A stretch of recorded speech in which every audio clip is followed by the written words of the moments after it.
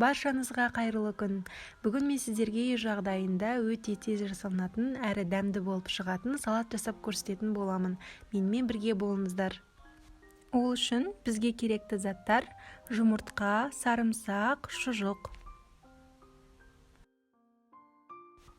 Ең алдымен жұмыртқаларымызды алып, ұзынша етіп турап, дайындап аламыз.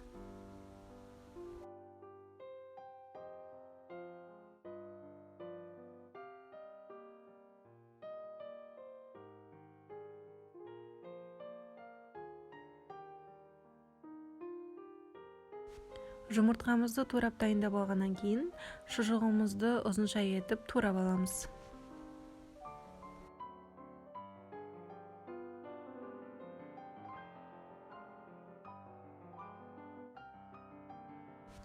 Шұжығымызды турап дайындап алғаннан кейін, сарымсағымызды үгітіп, ұсақтап турап аламыз.